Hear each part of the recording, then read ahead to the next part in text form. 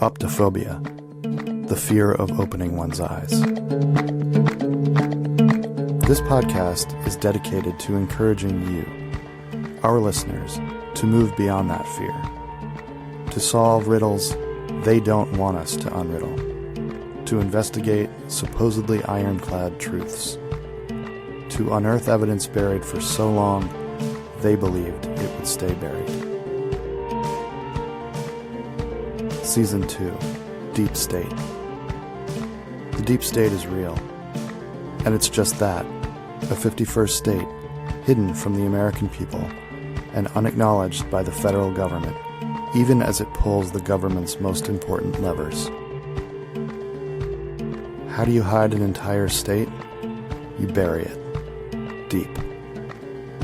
In Civics 101, we're taught the particulars of the visible constitutional state, the one you can visit in Washington, the one you vote for. Deep state is just a new term for a phenomenon that's influenced American democracy for 150 years. To many, it describes another, more shadowy, more indefinable government. That description is accurate, but it's not the whole story. In July 1861, weeks after the first major fight of the Civil War, the First Battle of Bull Run, members of President Lincoln's inner circle, nervous about his chances at reuniting the nation, decided the country needed a backup plan in case the capital fell. They sent a small group of civil engineers called the Shovelmen to scout locations in the West. Today, some say the hole dug by the Shovelmen, believed to be underneath the Colorado-Wyoming border, houses a powerful bureaucracy rumored to be 600,000 strong. So why is a shadow government, designed to silently run the real version of American democracy, suddenly a regular topic of conversation within the constitutional state? Is there dissent in today's deep state? What's the ultimate goal of deep state leadership? This season on Optophobia, we'll track down the distortions, the assumptions, the omissions. Are you bored by the lies? Open your eyes.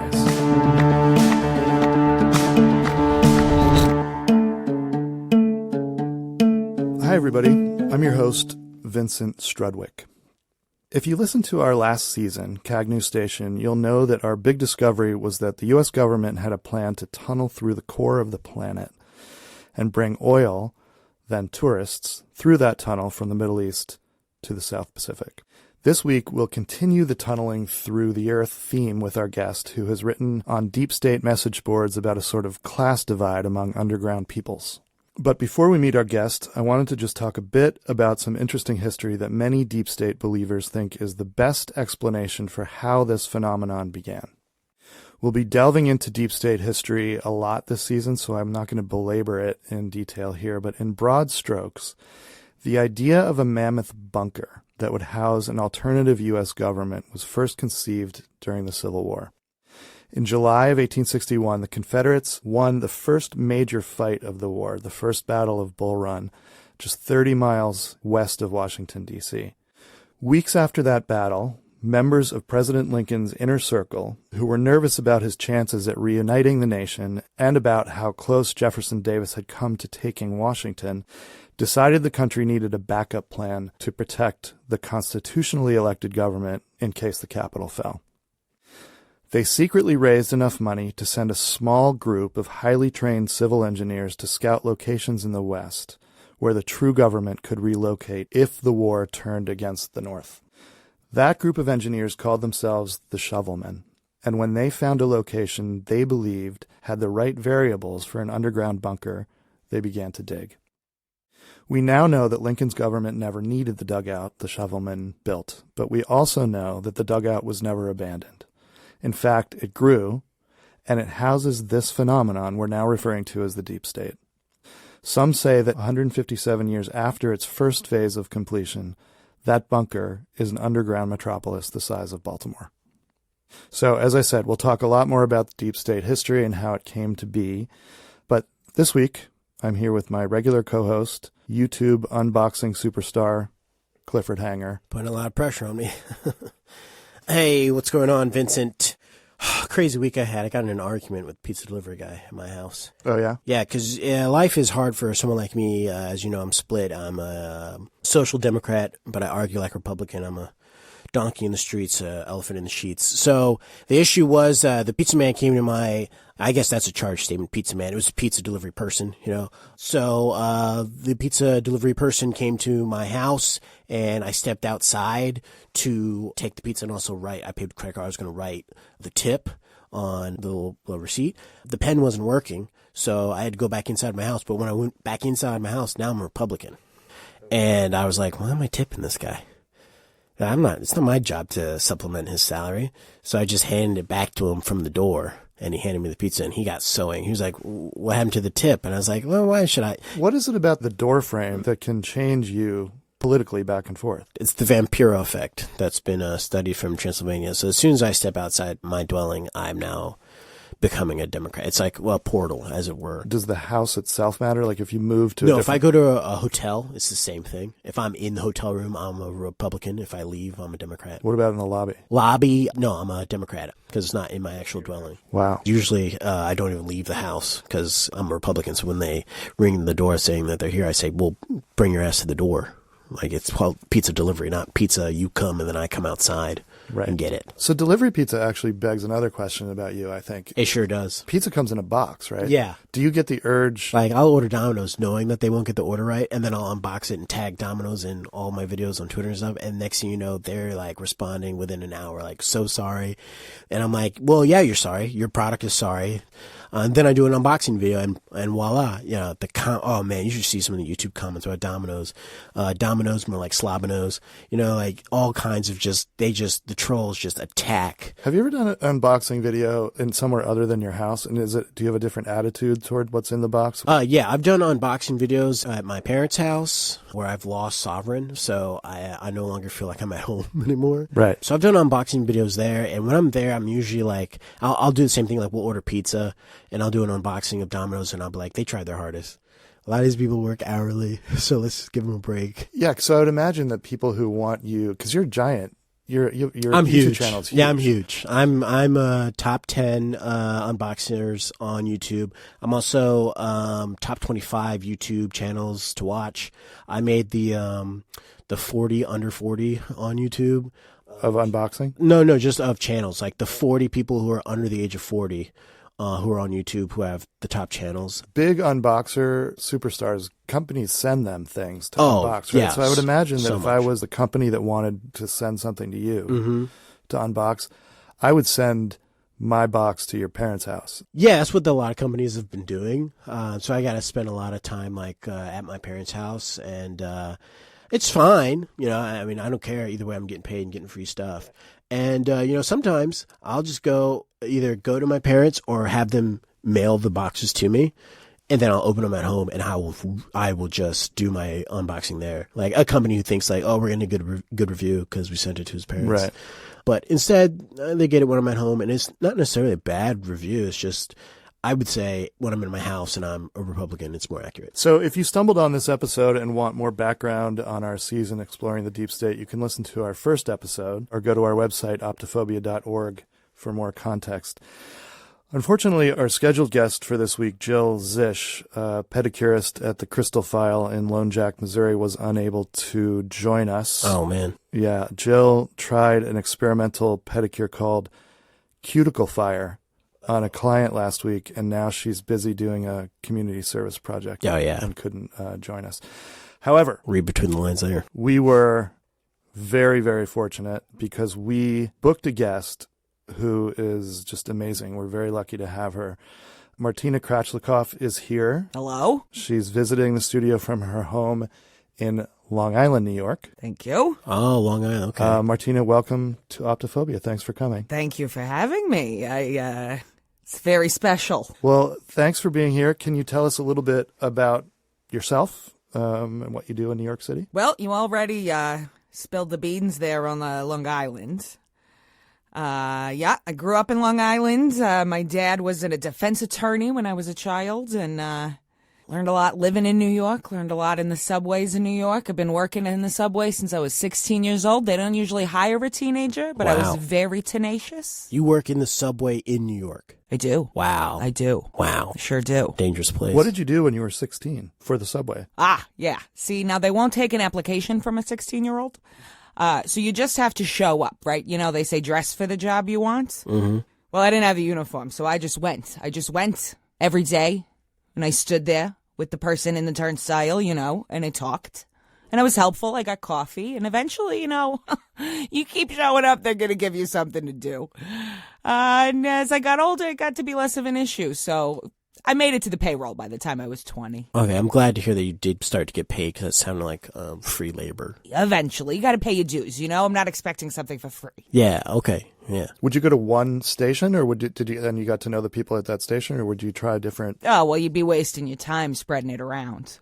Yeah, you know, you got to scout. You got to, like, go around and see who might be open to it, of course, you know. Someone who won't even look up at you, that's not going to... Yeah, it's not going to work. It's not going to work out. So, but I found, down on Water Street, you know, I found somebody, seemed like a good mock. Once they started having you do more real work that they paid you for, what did you gravitate toward? Oh, well, I'm a people watcher. You don't go into public transportation if you don't like watching people. You just watch people. Oh, sure. Just everyone who comes into the subway on Water Street, you just watch them. I mean, the primary job is sitting there, really. I mean, let's get down to it. Occasionally something happens, for sure. But, you know, mostly it's sitting there. And I'm an excellent people watcher. So you just watch me, you don't take any action? No, what action can I take? You know, they're moving by. What if you see someone, because this is the New York Metro, so like a lot of stuff goes down. Oh, I'm sorry, sweetie. That is so cute. It's the subway in New York. New York subway. I'm so sorry. It was cute. Thank you. I think, like, I don't take the subway that often.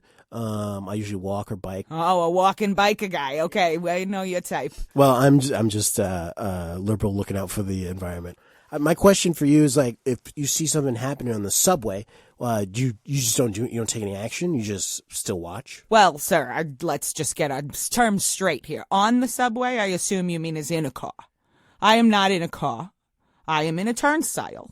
So something happens on the platform, you mean? Is this what we're something talking happens while you're like looking at people from the turnstile. Like if you see someone being mugged, do you then say something, or you just say, "I see it"? I see you've been to New York before. See something and say something. You do. You say something. There's been a rash of turnstile jumping, right? Well, you know, this is a controversial opinion. Mm-hmm. I appreciate it. You like the turnstile jumping? It's The athleticism? athletic. Yeah. It's exactly. It is Thank athletic. you. It is athletic. It is athletic, and people have places to go. And it shows a get up and go, It does show a get up and go. an attack about your approach to the world. I appreciate it. Ever seen any funny mishaps? Like somebody catches their foot, doesn't make it all the way, not yeah, super eats athletic? it. I wish for it every time. Yeah. Oh, so you stand there wishing that people would eat it every time they jump over. Simultaneously appreciating their attack and hoping that they will fall on their face. The agony of defeat. Remember that from the wide world of sports? You know, people like to watch athletics because sometimes Someone messes up. somebody messes up. You can't have everybody can't be victorious. Failure is a gift. Yeah. It's a gift. And if you are failing, it means you have taken a chance. Yeah. And it's funny. My father said failure is a gift. He told me this, but he also said you should keep the receipt. You should ask for a gift receipt. Yeah, he said you're going to return that gift and get a better gift. It's a lot of common sense. Wow. So you love the people watching at the turnstile. I do. Did you rise through the ranks? Are you... I'm not sure what you all imagine is happening at the subway. It's not a vertical hierarchy. There's a lot of me, and there's not a lot above that. This is my problem when I was in New York meeting up with other YouTubers at YouTube cons and stuff. When I was on the subway, I would have like a question for an attendant, but they're on the other side of the turnstile, but I have to pay on the front side before I can go through. So it was a lot of times like they couldn't actually help me. And I felt like that system's wrong. If you're going to be standing there, you should be on the side where there's more need for interaction with the public. But you're on the other side. And often I found them mocking, almost like well, you should have figured this out before you came down here. What is this, your first time in New York? I think I called it Metro once, and someone called me. Well, it's better people watching on the other side, right? It is, and everything you just said is completely purposeful. Okay. Right? We care about you paying the money to get into the system. Yeah. We don't care at all about what happens to you after that. Had I known that I could have just jumped, and had I not eaten it, I'd been scot-free, I would have done that. Well, I'll tell you, it's not every turnstile attendant that feels the way I feel about turnstile jumping. Okay. And are you still at the Water Street station? Absolutely. Well, let's take a quick break. We'll be right back with Martina Kratchlekov. Hey, Optophobes. Last week we told you about one of Blend Venom Solutions' new products, Kananga Pit Viper Gels. Season 1 listeners will remember that this podcast miraculously came into a lot of money last year when it inherited Blend Venom Solutions. We've since relocated Company HQ to Shalimar County, Florida, home of the Polyps at Jonathan Winter's elder care community. More exciting news. In the months between seasons 1 and 2 of the show, we also acquired some smaller venom ointment competitors, including Fang Juice Corp. And the Slitherspit Fund. The residents of the Polyps at Jonathan Winter's have been busy trying out a number of our new products, and we're going to roll them out over the course of this season. Just like Kananga Pit Viper Gels, each of our new products seeks to solve one of modern life's nagging problems. It might be not wanting to talk to a vague acquaintance in the grocery store checkout line, or it might be not wanting to be eaten by a hippo while you're in your own bathtub. This is actually happening more and more, believe it or not. Blend Venom Solutions has a solution that involves venom. In fact, that's our new tagline. Blend Venom Solutions. We take away your fears using snakes. Okay, we are back. Martina, you were telling us a little bit about your job in the subway, but we invited you on because of your related but slightly different experience and interest in the deep state, and specifically the mole people of New York. The mole people. So tell us how you first got interested in the mole people. Well, you remember in the early 90s, a book came out about the mole people in the New York subway, and it became hot, and everybody knew all about the mole people. But that lady got it all wrong. We all know that, right? It's all been debunked. Sufficiently debunked for everyone. I read that book at home, and I threw it in a trash can. Did you unbox it first? I unboxed it first and said, this is the book about the mole people by Janice Copeland. And I was going to read it, and I was like, this is bullshit. This is probably more liberal propaganda. So you were unboxing even before YouTube existed? Oh, yeah, I've been unboxing my whole life. I just realized I could make money off of it. That's amazing. That's amazing. You're already doing something. You realize it's valuable for a whole other reason. So, yeah, that book was well received, but then people started looking into it and finding out. She was not a subway person. I'll say that, okay? She was an outsider. She got all the details wrong. But a lot of what she was poking after was, in fact, true. I have seen some things in my days. And it's important to me that people understand that you don't just go running around a subway tunnel. It's a dangerous place to be. But we hear things and we see things as the people who are a little more intimately acquainted. And in the beginning, you just see maybe some shoes left in a strange place, or garbage seemed to have been collected and deposited like you were taking your trash out, but in the subway tunnels. And then we started hearing something that sounded a lot like British Parliament. You ever listen to British Parliament on C-SPAN or anything like that? Yeah, I've heard it on C-SPAN 2. C-SPAN 2? Yeah, it's a very arousing thing to watch. Arousing? Yeah, it gets your ire up for political discussion, political debate. Because as you know, I'm a social democrat, but I argue like a Republican. So when I see the British Parliament, I'm ready to go. You get excited? I get super excited. It is heated. It is exciting. So we started hearing something very similar to a British Parliament type situation, echoing up from the tunnels late at night. Now, I never went down there to investigate anything, but a buddy of mine did. What do you see? Well, all the rumors about a complete society, 100% true. They got electricity down there. They got swimming pools. They got school buildings. They got hot tubs also. in addition to the swimming Swimming pools. pools and hot tubs. And school buildings. A lot of people. A lot. For like miles and miles and miles.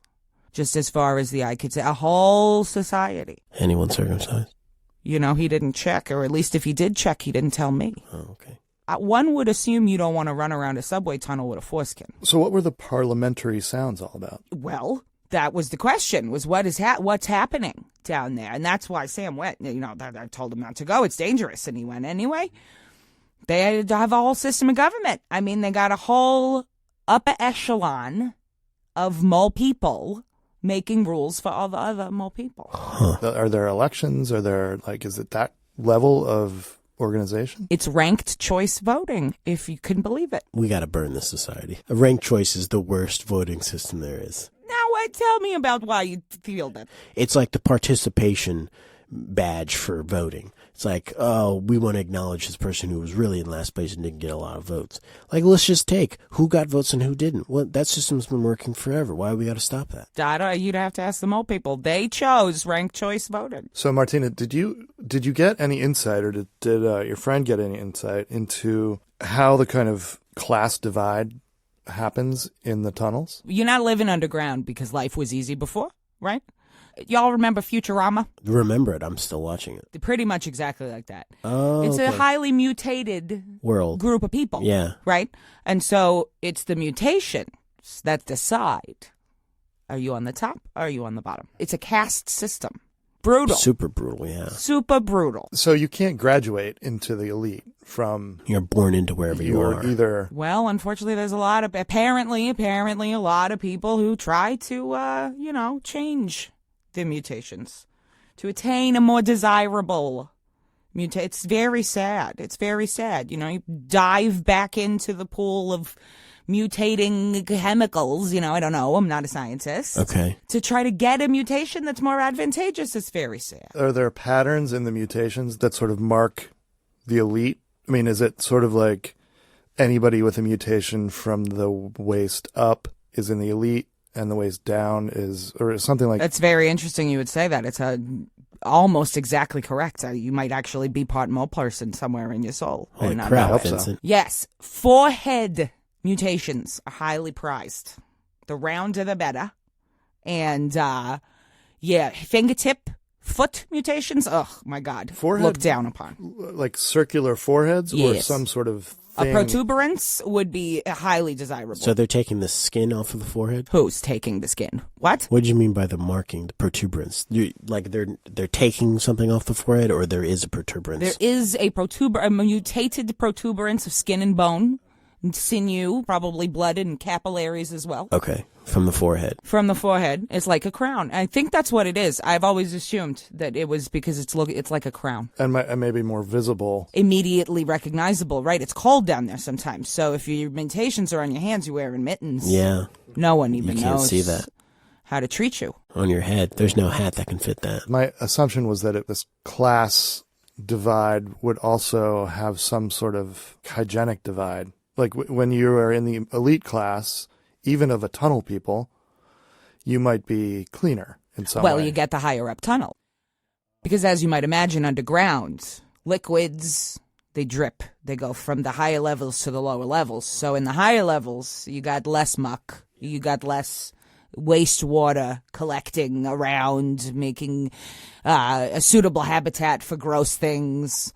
That's where, so if you're fancy, you live in the upper tunnels. So, Vincent, I feel like you're thinking, when she says pools, you're thinking of like a community pool, like at the YMCA. But from the sound of this is just collections of wastewater and gray water that have dripped down from the surface level and collected in a big pool that, the lower level tunnel people have to swim in. Whereas maybe it's filtered for the upper tunnel people. Well, the upper tunnel people have those little handrails where you okay. can step in and out of a pool. It's still wastewater. Yeah, but that makes a pool. It's a pool. If you don't now. have that for a pool, you might as well, you wasted money. Would the hot tubs then be the pools that happen to be next to the third rail? Exactly. Or next to any sort of like utility pipe that's moving, steam or something like. There's lots of things that make heat underground. Yeah, the third rail pools have a lot of people floating in them. People, rats, just general refuse. Yeah, absolutely. How do the rats play into this? Are the rats and the mole people friendly? Are they at odds? Yeah, well, I'll tell you, Sam didn't have a lot to say about rats when he came back, which was surprising to me, because you would think you'd be constantly, just forever battling. But no, I think what actually has happened is the rats have won. The rats have the surface. Oh, okay, that makes sense. Right? Yeah. The rats are the kings of the top. That makes sense.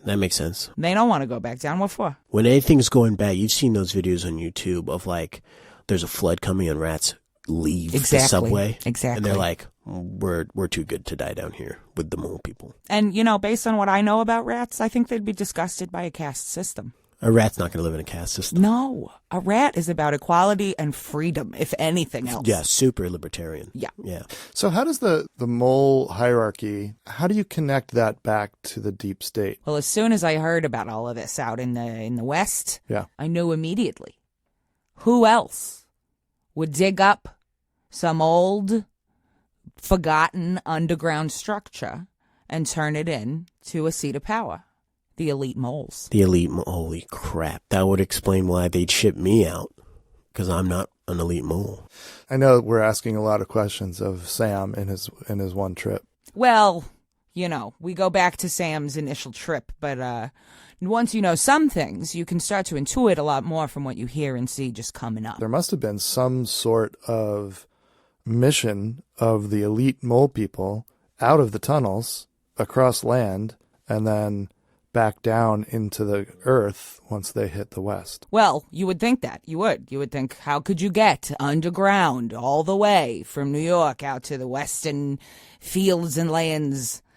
They're mole people. Yeah. They tunnel. So they don't just use the tunnels that above ground people created. Oh, well, of course they do. They're already there. But they also have acquired a skill of tunneling. Oh, yeah. This makes sense. There's not a lot to do underground. And no one's going to check that. No one's checking to be like, let's just make sure no one's tunneling through all these states. No one's going to check that. Of course not. No one's going to even think that someone's doing that. They've had all the time in the world. I mean, a lot of times if you get like a parking ticket or a speeding ticket in a state you don't live in, they won't even follow you for that, for a parking ticket. And that's on the surface. I wonder if they would have decided to tunnel all the way out to Colorado instead of just coming up and, So the deep state, once they got to the deep state and established it, they have a bullet train that then shoots people back and forth in that tunnel. Yeah. And if you've lived your life building a seat of power underground, what you really want is a bullet train. Wouldn't that just be the sweetest moment to go, here I am. On a bullet train. With my forehead protuberance shining on a fucking underground bullet train. Something that the surface doesn't have. At least the surface here in the United States. Have you ever thought about whether they have turnstiles for the bullet train? My God, I hadn't. Yeah, you could work there. Well, now, I'm very happy with my employment. I'm not looking to change jobs. You've just done the same entry-level position you've had for a while. I'm just saying, isn't that like a step up, bullet train? You are obsessed, both of you, just obsessed with climbing the ladder. I'm outside my house right now, so I'm a liberal. It's not just about staying where you are. It's about making a better life for yourself. I like my life. Okay. I don't need a better life. Everybody's always obsessed with having a better life. Yeah, that's true. That is an obsession with the surface, folks. I think it's remarkable that the elitist moles decided to tunnel all the way out. Well, that's because you're a surface dweller. Yeah. Right? It just wouldn't make sense to you. It wouldn't make sense to me either, frankly. Just come upstairs, go online, go to the JetBlue website, buy yourself a plane ticket. And get over there. And go. It'd be so much simpler. But we're not mole people. Once the tunnel was built all the way out to the deep state, did the elitist moles need the rest of the moles to come populate the deep state, or did they just leave them behind in the subway? They certainly didn't dig the tunnels on their own, right? And so, of course, yeah, there's a constant flow, I would imagine, of mole people back and forth to keep everything staffed. But no, the vision, I guarantee, was never to lift anyone out of their situation. I bet if you climbed down to the 7th level of mole society and told them about the deep state, they'd be like, what? Huh? What you talking about? Huh? who, what. Yeah, they wouldn't be told. They wouldn't know. They're not sharing that information down. Yeah, it's a caste system. They're just getting left behind. Information can only travel upwards in a caste system. Just like the gunky liquids of New York City travel only downwards. It's sad to think that a society that could have been and sounded like a utopian society really actually kind of reverted back to an older, less fair system of government. Well, I don't see any indication it was ever fair. You know, so Sam traipses down into the top level, into the highest, nicest, most privileged level of mole society.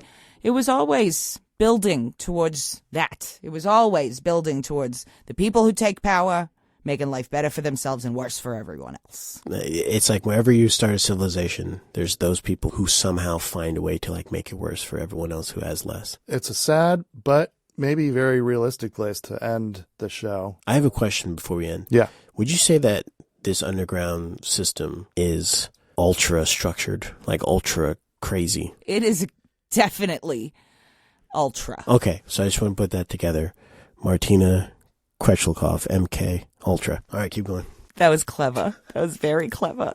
This one's got jokes. So I want to thank our guest this week, Martina Kratchlekov. Thank you. Thank you. It was a pleasure. Thank you so much for coming all the way to D.C. How did you find the metro, by the way? It was fine. They keep their turnstile person very accessible. She's just right there. From whatever side you come from, you can just knock on the thing. I mean, they are good at ignoring you, though. Respect, okay? Game recognizes game. They do things different here, yeah. Thank you to my co-host this week, Ford Hanger. You can call me Cliff. You can catch him on YouTube, unboxing things. What is your channel, by the way? Spoiled Treats with Clifford Hanger. Spoiled Treats with Clifford Hanger. Go check it out. Next week, we will talk to Todd Sapcuff, a claims adjuster from Gum Branch, Georgia. Todd says he has proof that the deep state is responsible for the amount of money we all spend on gift baskets. Oh, this is going to pertain to me. Yeah, he points out that no one wants a gift basket, and no one really likes giving gift baskets, but that somehow the deep state has forced them upon us. So they must be profiting in some way from gift baskets. Thank you for listening to Optophobia. I'm Vincent Strudwick, and I will leave you with this. A one-legged man swims in circles.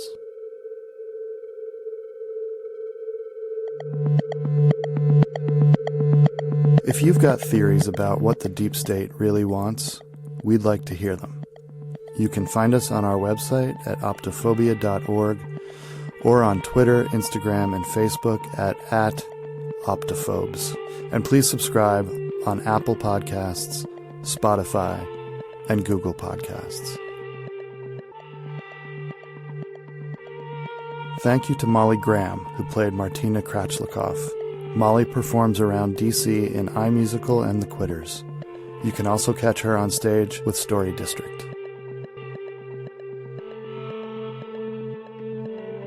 Optophobia was produced by Tim Townsend. Music by Bart Warshaw. Cover art by Claire Smalley. Website by Chance Griffin. Thanks for listening. Until next week, keep them open.